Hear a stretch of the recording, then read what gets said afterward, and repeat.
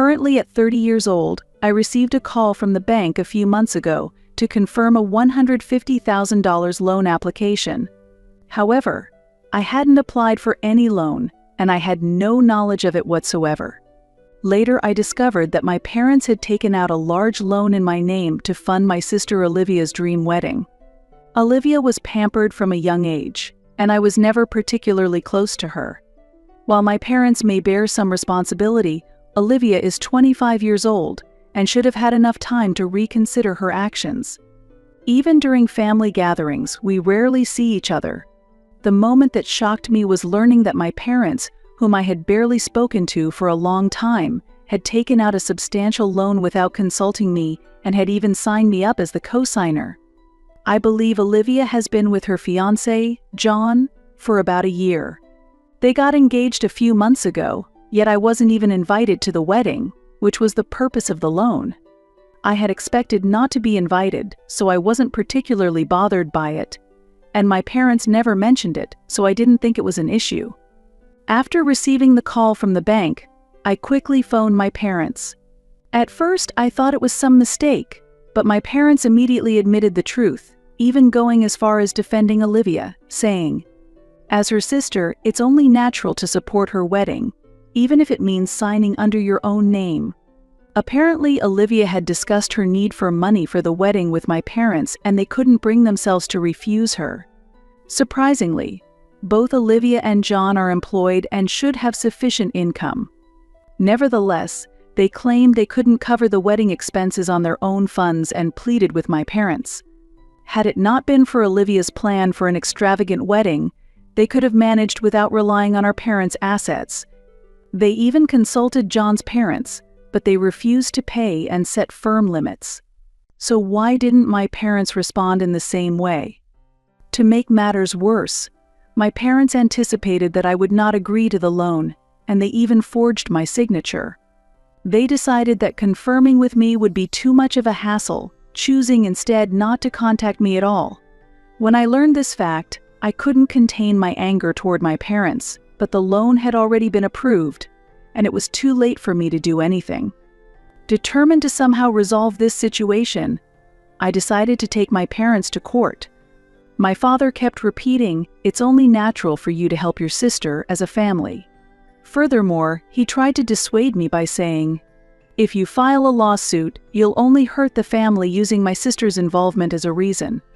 After hanging up the phone in anger, I realized my father was only worried about the wedding and the impact on my sister, showing no concern over the fact that my parents had committed fraud. Afterward, I solidified my decision to take legal action, informed my parents of my intentions, and resolved to sever ties with my family. I then called the bank and requested a copy of the documents signed when the loan was contracted. I began preparing to cut ties with my family. After carefully planning the legal steps to avoid a major fallout, I contacted a lawyer. To understand the situation fully, I needed to know every detail. While reviewing the loan contract, I felt a sense of despair. What particularly caught my attention was the condition that the loan had to be repaid within 2 years. This was a heavy burden for me.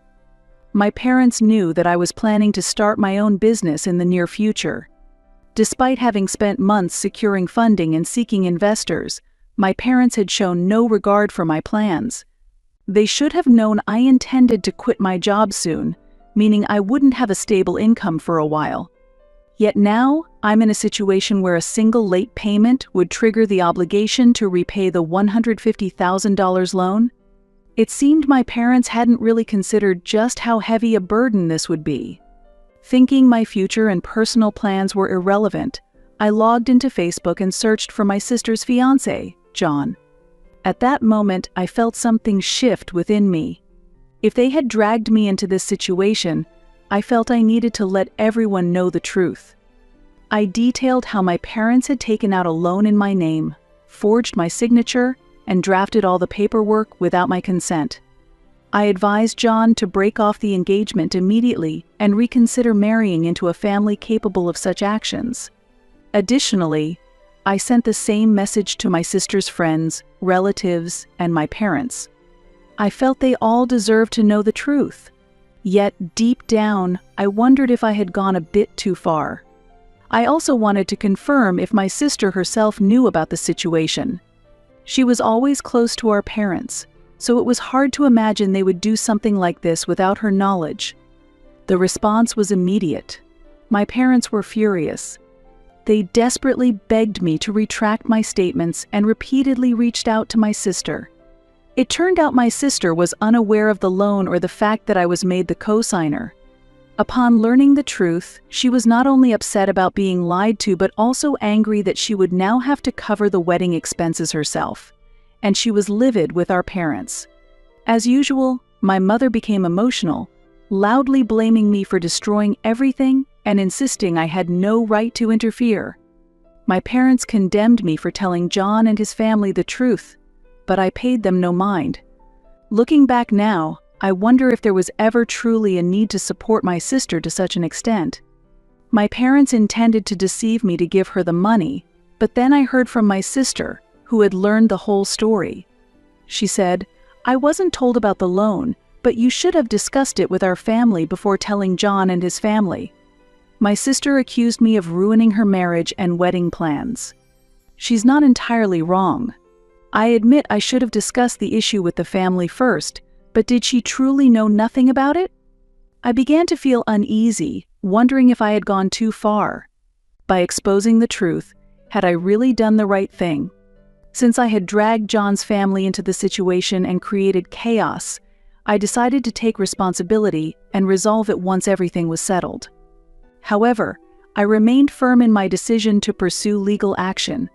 The bank responded, stating that they would investigate the fraudulent loan application, and since the loan wasn't fully processed, I was told I wouldn't be responsible for any payments. Fortunately, a few days later, I managed to find the contact information to speak directly with John and his family. My phone wouldn't stop ringing, with calls from my parents, relatives, friends, and messages from my sister. Everyone was blaming me, saying, "You shouldn't have made a family issue public. You went too far." My sister angrily called, saying John and his family were reconsidering the wedding itself because of what I had said, leaving me extremely confused. She accused me, saying I had trampled on her life. She was deeply distressed, as she hadn't known anything about the loan or the co-signing that my parents had arranged. Hearing my sister blame me left me shocked. She advised me that if I had an issue, I should have contacted our parents directly rather than severing ties. When I emailed John and his parents, I was certainly overcome by anger, but I didn't think my actions were wrong at the time. I asked my sister, "You knew everything, didn't you?" But she kept insisting, "It's none of my business." So, I once again told her how our parents had always prioritized her over me, always saying yes to her, and now committing fraud under my name to fulfill her wishes. She wasn't willing to accept that easily. Since she didn't seem to be lying, I began to wonder if I had been wrong to assume she was involved in the first place. I wasn't sure whether to trust my sister, but I wasn't ready to give up so easily. The next morning, I received a call from my mother. She was extremely upset, crying on the phone and desperately pleading with me to reconsider. My mother told me that John had broken off his engagement with my sister, but when I spoke with her last night, she didn't mention it at all. She only said the situation was difficult, without a word about him ending the engagement. I was shocked but couldn't express it, and my mother told me how distraught my sister was and how much she blamed me. It seemed that my suggestion for him to reconsider the engagement had made him feel the situation was grave. My mother went on for quite some time about how I had ruined my sister's life, torn our family apart, and caused everyone pain. I listened quietly, feeling both a sense of guilt and a strange conviction that I hadn't acted wrongly. In some corner of my heart, I couldn't deny the satisfaction of seeing my parents suffer. I felt genuinely sorry that my sister's wedding had fallen apart. When my mother finished speaking, I firmly stated, "I'm not going to apologize for telling them the truth." I reminded her not to forget that they had committed fraud. I am not the villain here. I criticized my parents for signing those documents without my consent. My mother still seemed unable to grasp the situation. The rest of the week passed in a daze, but my mother kept repeating that I should have turned a blind eye to keep the family together and maintain peace. I was able to avoid contact with my family, but rumors quickly spread that something was wrong, and relatives began offering their opinions on my response. Some people encouraged me, saying, "You have every right to be angry," while others advised, "You shouldn't make family matters public like this." During this time, my sister started posting aggressively on social media, venting her feelings without directing it at anyone in particular, myself, her friends, or anyone else. I felt uncomfortable with people who, without fully understanding the situation, expressed sympathy and support. They wrote whatever they pleased about how people only wanted to see things get worse, or that the worst betrayal came from people like that. But I had no intention of engaging. I wasn't interested in a social media battle with my own sister. A few days later, my sister contacted me again. She was still angry, but a bit calmer than before. She told me, "The engagement has officially been called off. I'm breaking up with John, and his family has completely cut off contact with me." She also mentioned that she'd be moving out of the shared house and planned to stay with a friend for a while. However, what she said next truly shocked me. She admitted to me that she had known about the loan. I was stunned. After all her declarations of being uninvolved and knowing nothing about our parents' actions, she finally admitted that she had been aware of it from the beginning. She insisted, "I might have gone about it the wrong way, but I thought everything would be fine once the wedding was over." She added, "I didn't think it would become such a big deal." Furthermore, she mentioned that she hadn't expected the bank to contact me directly. When I asked, "Why didn't you tell me sooner?" she replied, "I was too scared to say anything." It seemed they had planned to keep everything a secret from me. My sister was worried that if I found out it would jeopardize the wedding. But that worry became a reality. When she said, "I thought he'd marry me once things settled down," I couldn't hide my surprise. However, after he broke things off, she no longer felt the need to keep it a secret. I was filled with guilt over my sister's situation. For the past week, I had been racked with guilt until I learned that she knew about the loan. My sister seemed angry only because her plan had failed, not because her relationship with John had ended. In her anger, she called me a terrible person and immature, to which I responded, "I owe you nothing, and I don't need to return any favors."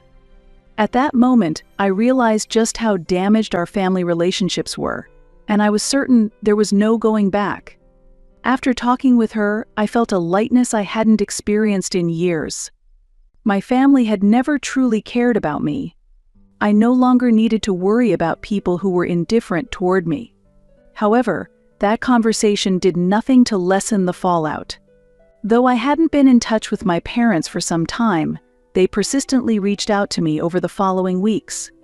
My relationship with my parents only worsened, and numerous relatives called me, trying to convince me to drop the lawsuit. They said, "Aren't they your parents?" and asked, "Isn't there another way?" They seemed willing to overlook the fact that my parents had committed fraud and they thought legal action was unjust, so I ignored their attempts to persuade me. I kept in regular contact with my lawyer, dedicating myself to gathering as much evidence as possible.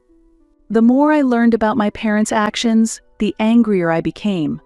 Not only had they forged my signature, but they had also altered financial records and falsified income to secure the loan. Fortunately, the bank respected my perspective and decided I held no responsibility for the loan.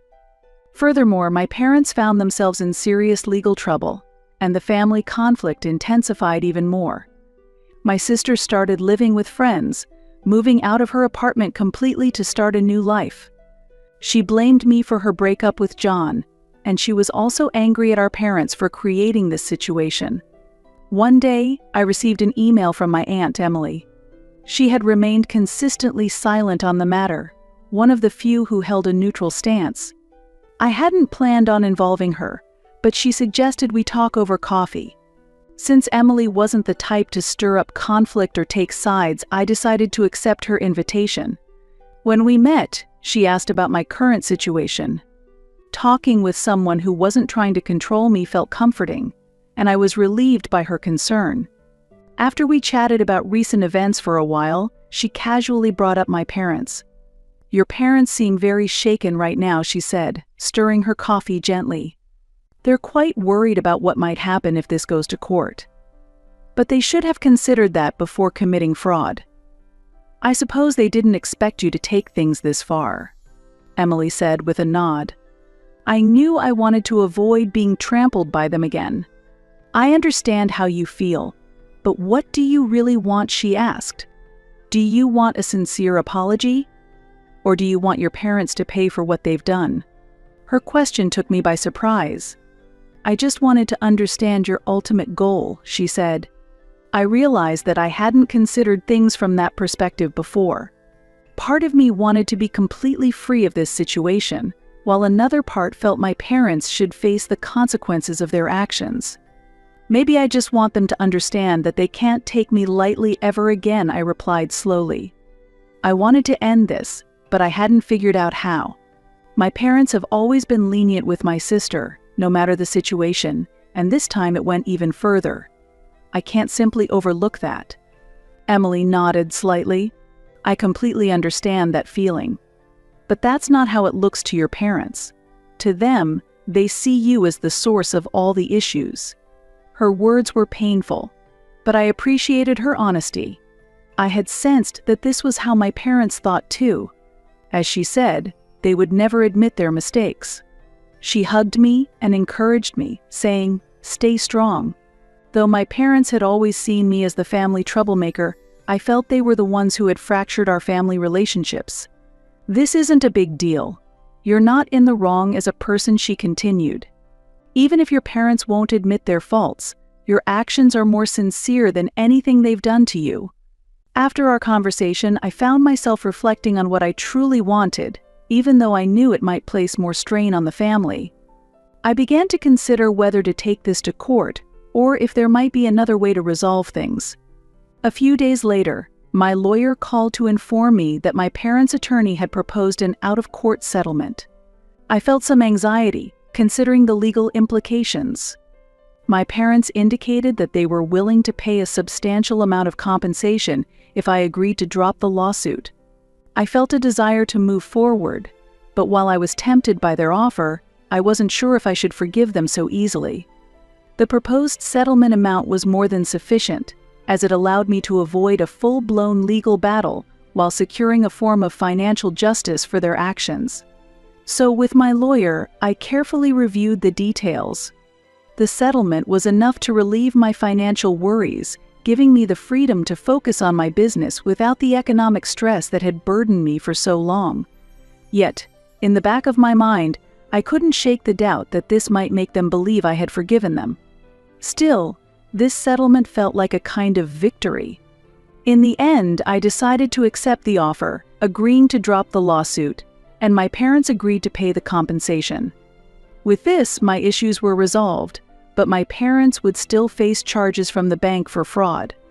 It wasn't an ideal outcome, but once the paperwork was completed and everything was officially over, I felt a sense of accomplishment.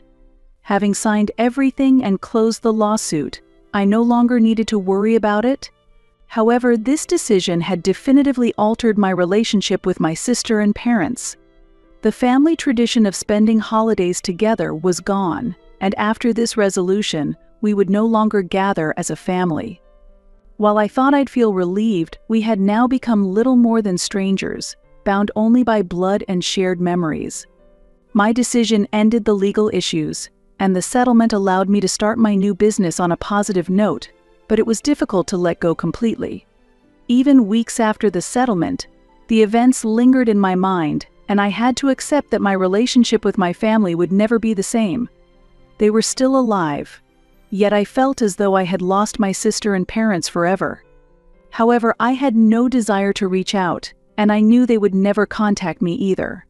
One evening, while I was working on paperwork in my new office, I received an email from my aunt, Emily, simply asking, "How have you been?" Since we hadn't been in touch since meeting a few weeks ago, I was surprised to see her message. In her email, she wrote, "I know it's been difficult, but don't carry everything on your own." Her words had a bigger impact on me than I had expected. Perhaps she had sensed that something was off. I realized just how isolated I had become. Losing friends, distancing myself from my family, it meant a lot that she reached out to me, even though I had no idea what I truly needed to regain a connection with my family.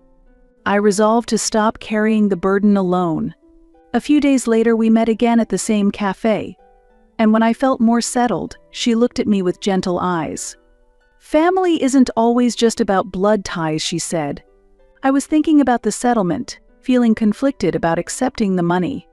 I hadn't entirely let go of my resentment toward my parents. Family is something you choose. It's okay to find others who'll be there for you. You don't need to cling to the past, even if your sister or parents aren't close by, she added. Her words resonated deeply. Cutting ties with family, no matter how much pain they'd caused, was like erasing years of seeking my parents' approval, something that had defined much of my life. I thought it was impossible, but as Emily said, I didn't need to stay trapped in the past. Thanks to her, I was able to move forward and start a life where I no longer depended on the people who had hurt me. It wasn't easy, but it wasn't impossible either. Several weeks passed, and I established my own company. Using the settlement money, I hired employees and began taking on challenges that were both beneficial and achievable on my own. As a result, my days have been incredibly fulfilling. One day, as I was heading home from work, I received a call from an unknown number.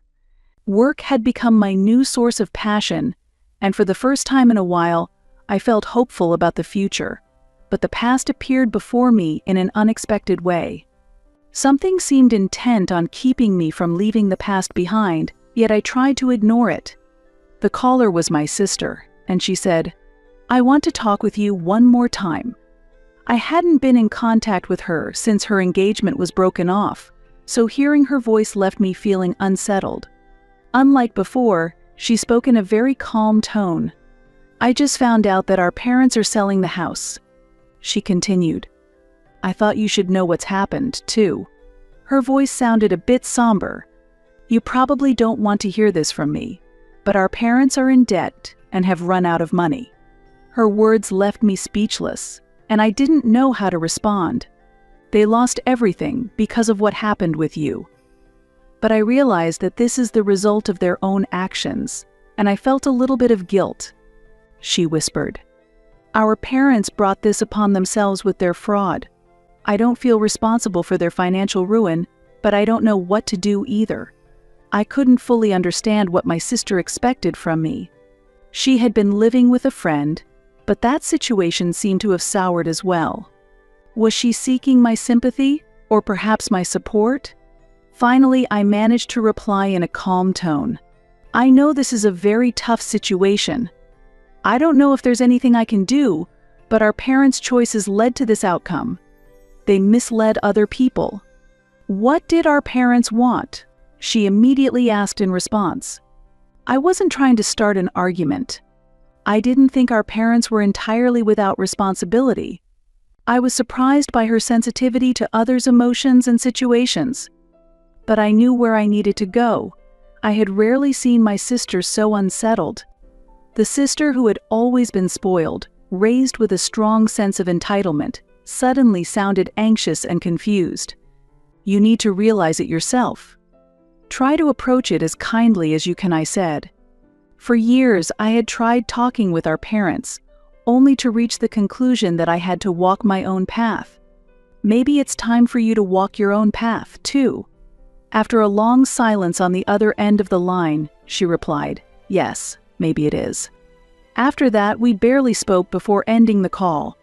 I wasn't entirely sure how I felt in that moment. A few weeks later, I found out that our parents had sold the house and were planning to move to a smaller one. However, I didn't feel I could solve their financial struggles or my sister's issues either. I didn't contact my parents. I had always wanted their approval, but I felt it was finally time to let that desire go. For the first time, I was able to create something solely for myself. For the first time in my life, I felt free from my parents' expectations and control. The journey hadn't been easy, but I felt a sense of joy in being able to use the settlement money to establish my company. I am no longer someone overlooked, I am a valued individual. I will walk forward, living my life to the fullest,